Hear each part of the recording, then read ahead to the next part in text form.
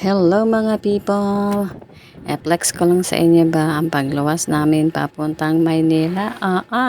Pupunta kami ng Quiapo Church sa Black Nazarene IPBC ta.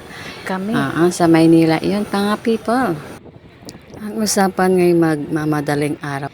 Mga alas 4 ba kami aalis sa bahay. Pero ang nangyari, ayan, sikat na yung araw. Kami ay nakaalis sa bahay. Ay, ewan ko talaga pag marami talagang bit-bit na Junakis talaga naman, oo. Ang napag-usapan na oras ay talagang maiiba. So, heto na nga. Dito na nga kami sa bandang Baclaran na ata ito. Oo, mga people. So, yan, binabaybay na namin yan papuntang Maynila, mga people. Maikwento ko lang sa inyo mga people ba? Oo. Kasi nga naman, kaya gustong-gusto ko talaga pumunta sa Quiapo mga people. Kasi nga, itong aking anak ay kapitsa rin ng kapanganakan ng piyesta ng Black Nazarene. Ayan na nga. So, hey, mukhang malapit na kami sa Quiapo Church mga people. Ayan, nadaanan pa kami nagsusumba-zumba. Oo, ayan o. So, ito na. Nakarating na kami sa Church mga people. Ayan o, at tinatawid din namin yung overpass. Yan, mga people. Oo. Ayan o. Ay siya, nadungaw ko na ang maraming tao sa gilid ng church. Oo, mga people.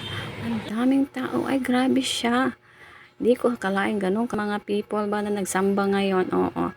Ang dami talagang tao mga people. Grabe siya. Oo. Di ko akalain. Ang dami magsisimba ngayon. Siksikan pa rin talaga, oo mga people, parang hindi nga mahulugang karayo. Tingnan mo yung mga itsura ng aking mga kiddos, talaga naman, hindi na may pinta, kasi nga talaga naka-standing position kami dyan naman. Hindi ko katakalain na marami pa talagang tao ngayon ba na nagsamba, kasi nga po, tapos na po yung piyesta ng Black Nazarene. Kaya dami pa pala talaga nagsimba ngayong petsang ito, oo, kaya hirapan talaga tayo nitong pumasok.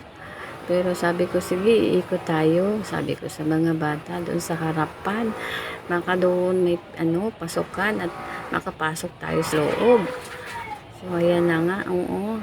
Talagang sumilip din ako ng konti dyan sa mismong loob. Sa bintana lang ako niyan ba. Oo, ayan. Oo. Kasi nga, hindi nga makapasok dito na side. Sabi ko, ikot tayo dito sa may harapan. Baka sakali talaga makapasok kami ba. Oo. Yung pala, ayan talaga napakahaba ng pila. Oo. So, hindi ko na talaga pinipasok kasi nga Junakis ko nangangalabit na. Ay, sabi, uuwi na. Napapagod na sila at yung isa masakit na antiyan, nangugutom na. So, ayan na nga. Ay siya, tara na. Maghanap na tayo ng labasan. Ang sabi ng mga anak ko, yung kami ay papalabas, di ba mama, malapit na lang dito ang Luneta Park? Pasyalan na rin. Sabi nila. So, syempre sabi ko, sige na nga. At tayo nandito na rin naman sa Maynila, sulitin na lang natin. Kami ay sumakay na ng jeep niyan.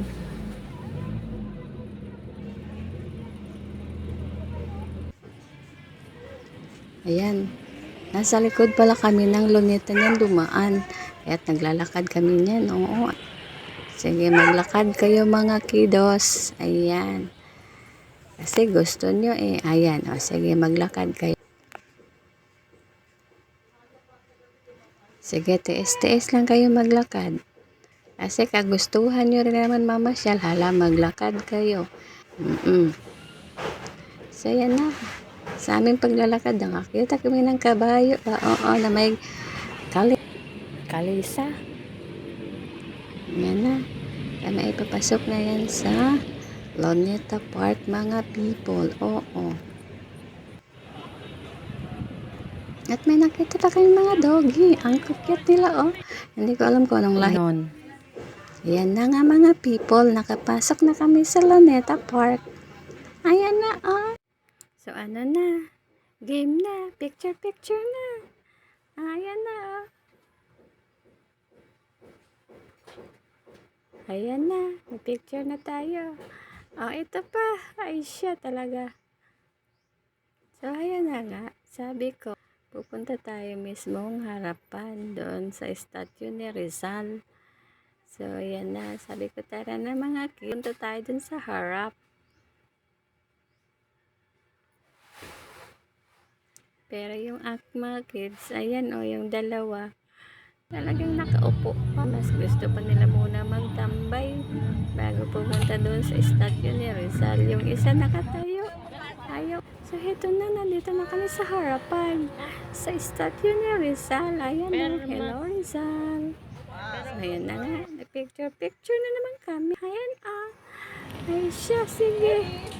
So, naisip na naman namin kasi nadaanan namin kaganina. Chinese garden daw. So, ayan na nga. Papasok daw kami.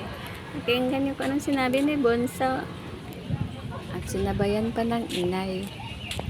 Talaga magkasundo kayo?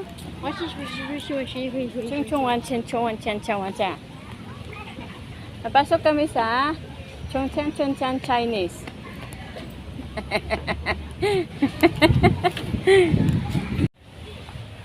Ang ganda ng paligid guys. Oo, talagang relaxing siya. Ikot-ikot namin yan dyan.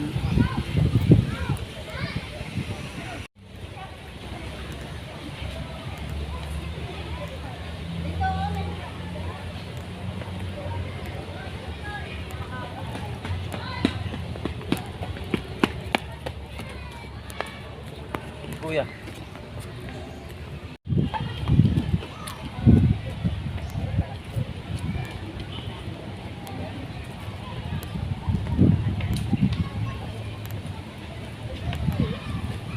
Kuya ba?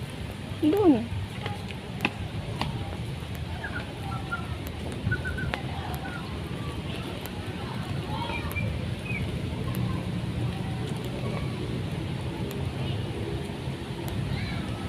So, ano na to? Picture na. Uy, huwag kang pumatong dyan. So, ayan na nga. May nakita. Naamoy talaga niya ako. Naamoy pusa ako ba? Talaga lumapit yan sa akin. Ayan, oh. Kilala talaga ng pusa kung sino ang cat lover ba. Timing din naman kasi may dala kaming tinapay. Ayan.